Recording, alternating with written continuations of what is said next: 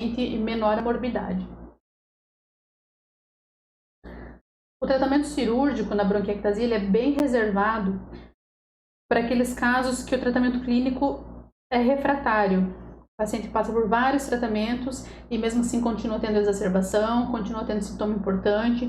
Então, apesar de ter sido realizado o tratamento de maneira correta, os casos de bronquiectasia, principalmente nos casos de bronquiectasia segmentar ou lobar, o tratamento cirúrgico ele pode ser bem indicado. Já nos casos de bronquiectasia multissegmentar ou multifocal, o tratamento cirúrgico pode ser utilizado, mas com bastante parcimônia, porque o paciente tem que apresentar uma reserva funcional boa no pré-operatório. Eu não posso remover uma área de pulmão desse paciente, por mais que ela seja comprometida pela bronquiectasia, mas que vai trazer um prejuízo funcional grande para ele. Então, né, nos casos de bronquiectasia multissegmentar, eu preciso avaliar bem essa reserva do paciente.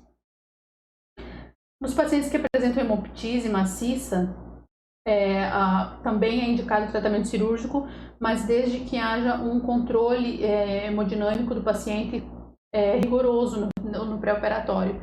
Cerca de 40% desses pacientes eles vão desenvolver hemoptise posterior novamente, então a gente precisa utilizar esse tempo para estabilizar o paciente e realizar o tratamento cirúrgico quando é indicado nesses casos de hemoptise maciça.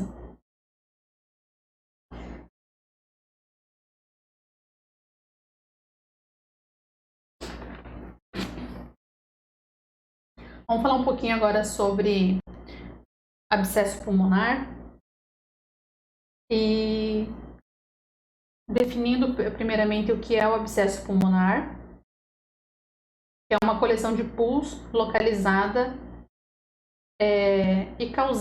localizada em volta pelo parênquima pulmonar, causada pela destruição desse parênquima por substâncias proteolíticas produzidas na grande maioria das vezes por bactérias bastante patogênicas.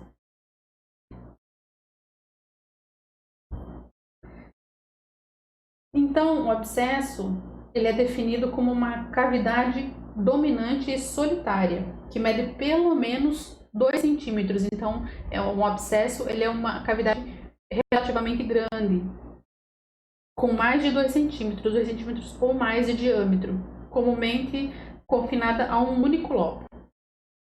A gente faz um diagnóstico diferencial com a pneumonia necrotizante, que ela é caracterizada por múltiplas cavidades menores de 2 centímetros e não respeita a segmentação anatômica pulmonar. As causas dos abscessos do pulmão são divididas em primárias e secundárias.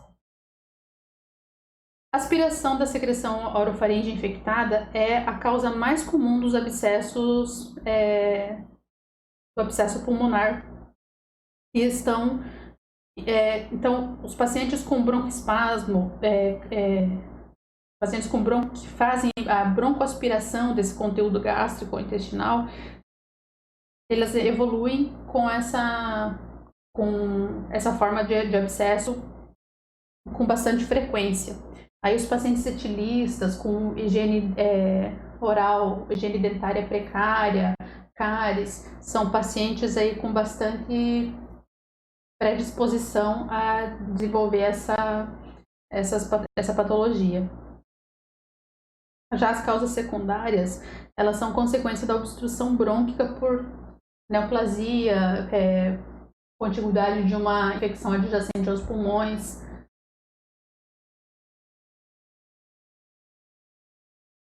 Então, como eu já falei, a infecção das gengivas e dos dentes, ela está bem associada com o aumento do risco de desenvolver pneumonia e, consequentemente, o abscesso.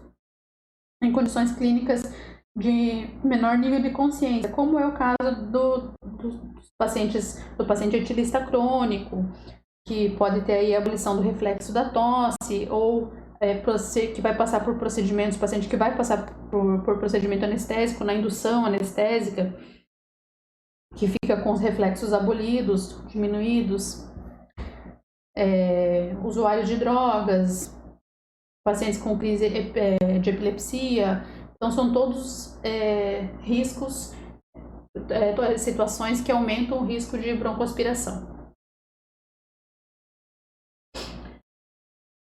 A microbiologia desse abscesso pulmonar, ele é importante para a gente saber a etiologia.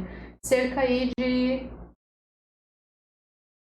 70% dos pacientes onde é isolado bactéria gram-negativa, então a gente já sabe que esse paciente pode estar adquirindo essa pneumonia no ambiente hospitalar.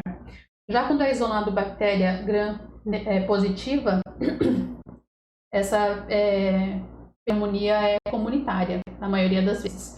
Então, no ambiente hospitalar, a maioria das vezes as bactérias são gram-negativas e na pneumonia comunitária gram-positiva.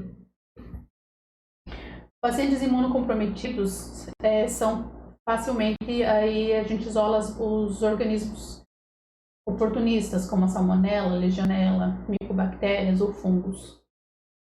E na broncoaspiração, a flora bacteriana é mista, com detecção de bactérias anaeróbias também.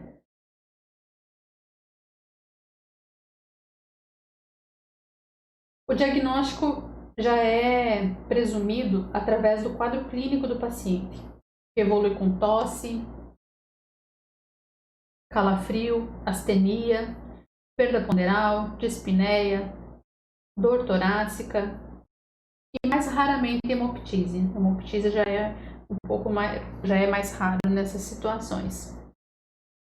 A supuração brônquica fétida em torno de 60% das vezes após a vômica, e esse já costuma ser o sintoma inicial de uma drenagem espontânea já do abscesso, de dentro da via aérea, para dentro da via aérea. Então, o paciente apresenta supuração fétida, vômica e provavelmente o abscesso está drenando espontaneamente para fora da via aérea.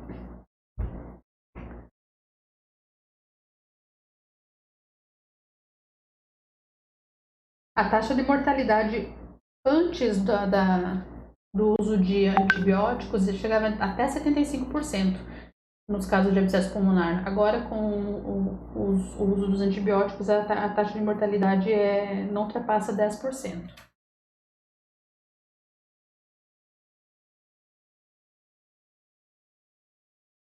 E a tomografia computadorizada de tórax é o exame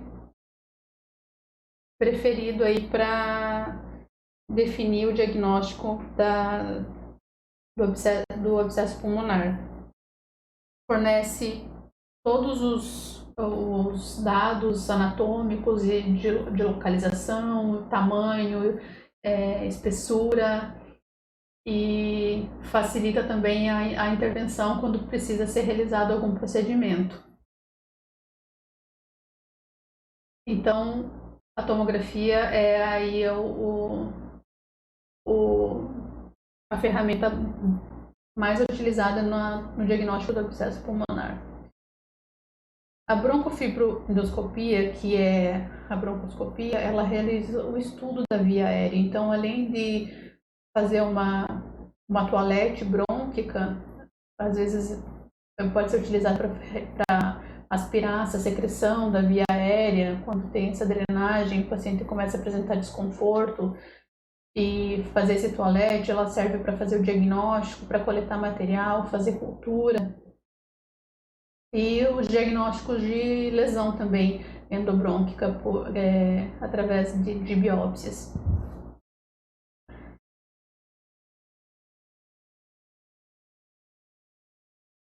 Pode ser realizada também a punção por aspiração transtorácica com agulha fina para realizar a cultura dessa secreção, para mostrar o agente etiológico e conduzir, direcionar melhor o tratamento.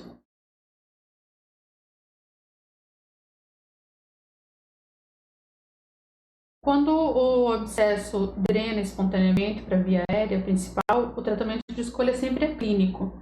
E O uso de antibiótico aí por até 8 semanas pode ser necessário com acompanhamento laboratorial e radiológico desse paciente periódicos. 10% das vezes pode haver necessidade de procedimento cirúrgico, como drenagem de epiema, abscessos secundários à distância, ressecção pulmonar ou pleurostomia.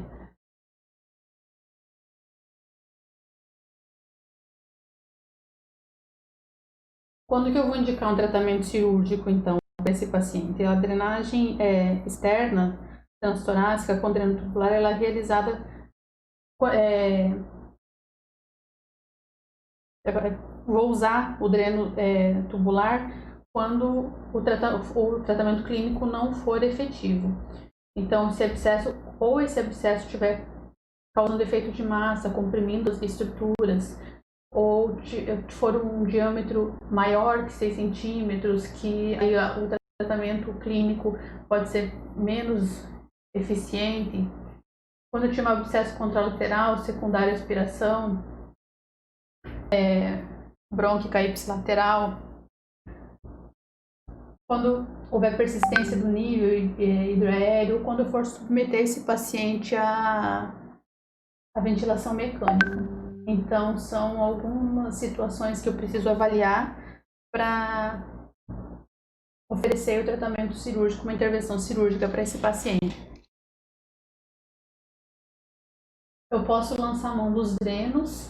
Aqui tem, exemplificando aqui, um dreno pigtail, que é um dreno que é menos invasivo que a drenagem tubular. É um dreno tubular também, só que ele é de menor calibre e ele acaba sendo menos causando menos dor para o paciente. Só que muitas vezes, se esse abscesso ele tem uma secreção muito espessa, tá difícil de drenar com um dreno mais fino, eu preciso usar o dreno tubular. Ou até mesmo fazer uma pleurostomia e aí deixar lavar, fazer essa abordagem percutânea e fazer essa abordagem terapêutica um pouco mais agressiva aqui para que esse paciente possa ter uma melhor evolução clínica.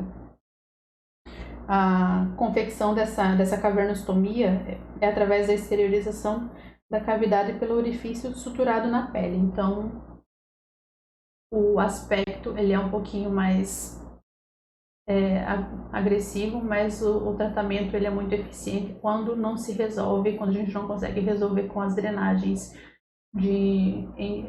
com tratamento clínico ou a drenagem tubular. Então, galera, é isso.